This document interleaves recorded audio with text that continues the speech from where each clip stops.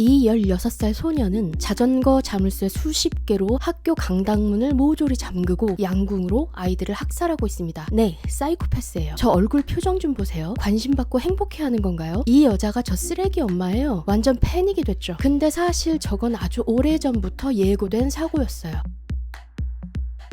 아이가 태어납니다. 그런데 하루 종일 울어요. 미친 듯이 울어요. 엄마는 돌아버리기 직전이죠. 극도로 예민한 거예요. 사실 성인이 되기 전에는 사이코패스를 판정하지 않는데 사이코패스라면 신생아 때 저런 엄청난 예민성을 보일 수 있다고 해요. 그렇다고 사람들이 애 상태를 의심하진 않겠죠. 그냥 왜 이렇게 엄마가 애를 울려? 정도로 생각하죠. 또 엄마가 놀아주는데 아무 반응을 안 해요. 저 띠꺼운 표정 좀 보세요. 심지어 나이가 한참 지났는데 말을 안 해요. 엄마는 애가 자폐한가 싶은데 의사는 또 괜찮대요. 이렇게 대인관계에 아무 반응을 안 보이는 것도 사이코패스 특성인데요. 공감 능력이 없기 때문이죠. 좀 크고 나더니 엄마한테만 겁나 싸가지가 없어요. 아빠한테는 세상 순진한 애처럼 얼굴 표정 싹 바꾸고요. 그래서 남편한테 애가 나하고 있을 때만 너무 공격적이다 라고 고민을 털어놔요. 근데도 남편은 그냥 애라서 그런 거래요. 예민하게 굴지 말래요. 또 아이는 아주 늦게까지 배변도 못 가려요. 근데 엄마는 못 가리는 게 아니라 안 가리는 거라고 생각이 들죠. 어느 날은 방금 기저귀를 갈았는데 보란듯이 또 싸요. 엄마는 나를 일부러 엿먹이는구나 하고 분노가 치솟아요. 그래서 힘 조절을 잘못해가지고 침대에 눕힌다는 게 바닥에 내동댕이 치죠. 애 팔이 부러져요. 근데요, 이상한 게 아빠한테 자기가 장난치다 다쳤다면서 엄마를 감싸줘요. 하지만 히트는 이날 밤부터예요. 엄마가 노크를 하니까 아직 안 돼 라고 소리쳐요. 그러고 기다리게 하더니 이제 들어와 라고 허락해주죠. 통제가 시작된 거예요. 엄마 약점을 잡은 다음에 자기가 원하는 대로 조종하는 거죠. 이제부터 훈육하는 엄마와 훈육받는 아이는 사라지고 관계가 역전됩니다. 아이가 명령하고 엄마가 허락을 받아요. 엄마가 말을 안 듣나 싶으면 팔에 생긴 상처를 보여주면서 내가 입만 뻥끗하면 어떻게 되는지 알지?